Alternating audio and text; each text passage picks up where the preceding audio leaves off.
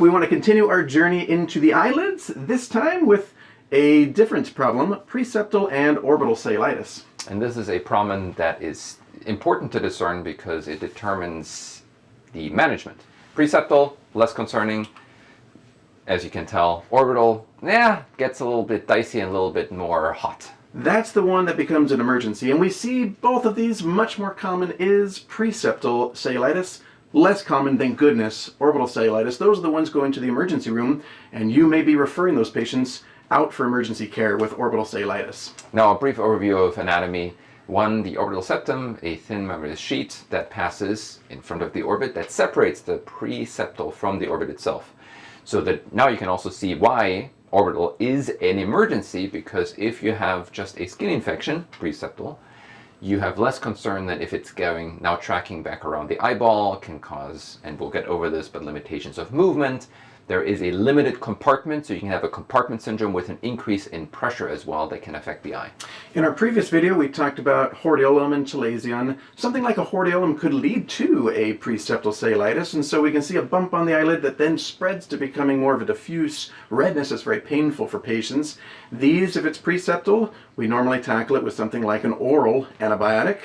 But back to the anatomy, I want to show one more picture of that septum. That's that bright red that's separating the anterior part of the eyelid, the front part of the eyelid, and just behind it is now getting into the orbital fat pads and getting back in deeper into the actual eyeball itself. You can also see two major causes of either orbital or preseptal cellulitis. The preseptal can start, you remember the eyelashes, the bumps on the eyelids that we talked about, styes, they can start a preseptal, and then it can sometimes track through the orbital septum, so more invasive, into the orbit, or alternatively, you can have the sinuses causing an orbital cellulitis directly.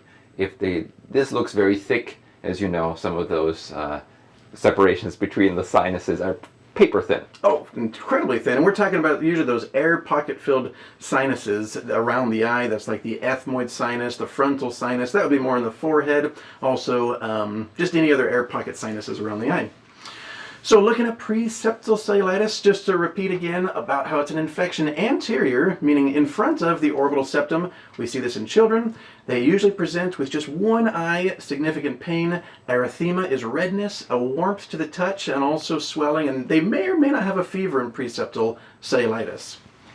Looking at some of the causes also, we see, I worked in Texas for a while, and looking at insect bites or other trauma, that can be a precipitating factor in causing something like a preseptal cellulitis. Yes, very commonly, if there's a concern about a insect bite, you would see little bite marks around the eyelid that just shows you the entry point for the bacteria.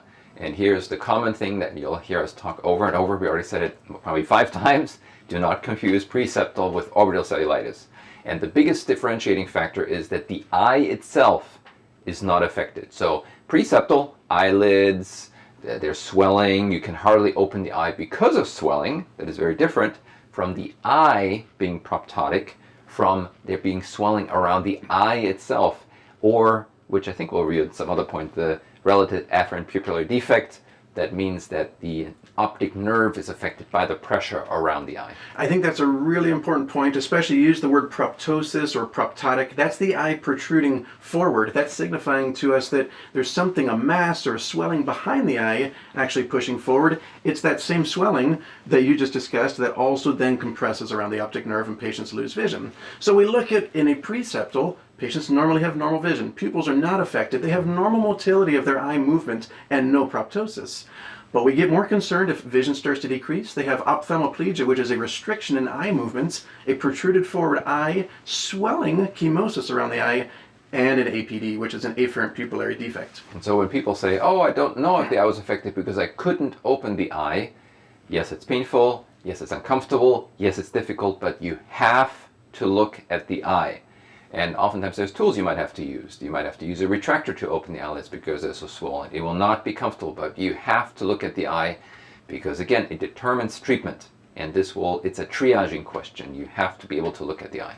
And I don't think we try to be dramatic ever, but something like orbital cellulitis has the potential to actually kill patients and lead to death in our patients. And especially in children, also a quick thing, you probably know, they can go very quickly either way. Oh, so sure. they'll be fine, crash. Absolutely. And so again, being able to determine where they are on which side is important. Very, very, very important. This is why imaging also helps, something like a CT scan. Now, when we look at preseptal, a mild case of preseptal cellulitis could be managed with oral antibiotics. Look at patients' allergies. We normally think of things like Augmentin, maybe Keflex.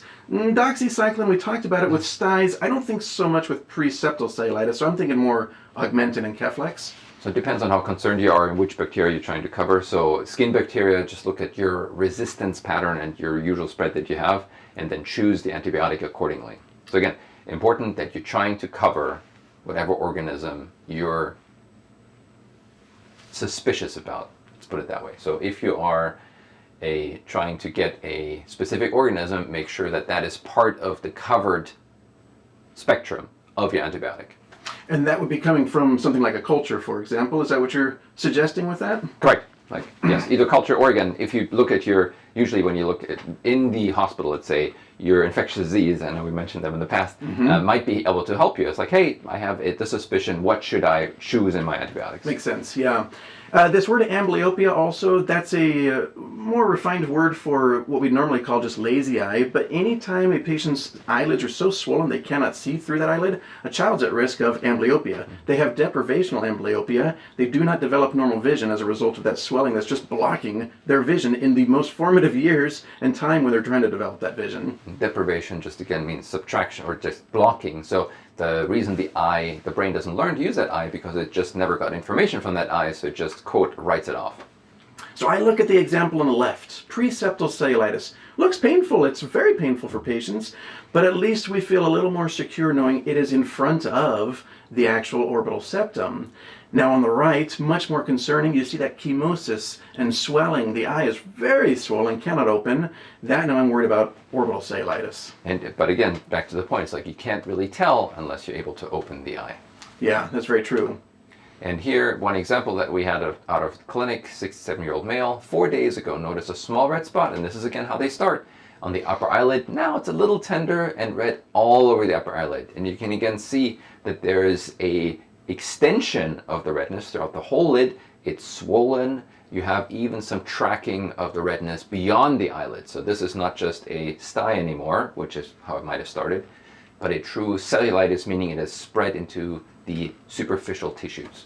This particular patient, what was actually treated in this case was managed as preseptal cellulitis, secondary to a hordeolum. Patient was treated with Augmentin, 500 milligrams twice a day. Another common dose we see is 875 milligrams twice a day. In this case, it was selected 500 milligrams, and the patient did really quite well. You'll notice also in this case, Maxitrol ointment was prescribed. Probably was not essential here, but maybe helping with some of the blepharitis around the eyelids and trying to reduce the recurrence of other styes in the future. Yeah, and as you might remember from our previous talk, the bacteria on the lids and the inflammation, that's what's responsible for a lot of these infections. Now here's just a comparison picture before December 15th, and again, this is 1 month. You can still see there's a tiny bit of swelling, but otherwise it's almost back to normal. And the tiny bit of swelling that I see in this picture again might say, it's like, hey, there was a stye that got infected and now it's turned into a chalazion. And if there is still a bump, that could, we didn't talk about it so much in the last video, but that could be surgically excised or also have a little steroid injected into it as well. Correct. Here's from the American Academy of Ophthalmology. This is a good spot to pause if you want to read through some of the actual standardized recommendations for preseptal cellulitis. We want to also show orbital cellulitis as just a case example of that significant swelling and that significant chemosis, that conjunctival swelling in that top right image there. And with imaging, it is shown that there's just massive amounts of post-septal orbital type cellulitis. And you see that little arrow sign in the radiography that's pointing to probably an abscess forming in that area that again should be drained if possible. One more slide with the American Academy of Ophthalmology. Great place to pause again. But to summarize, we definitely want to be on the lookout for eyelid infections, including preseptal cellulitis and orbital cellulitis. Preseptal, we see it a lot, treat with oral antibiotic. Orbital, that usually is now being managed at the hospital. That patient needs oftentimes IV antibiotics. IV or imaging, or again, if it's tracking from the sinus, to some other way to address these. So thank you for joining us, and hopefully we'll see you back soon.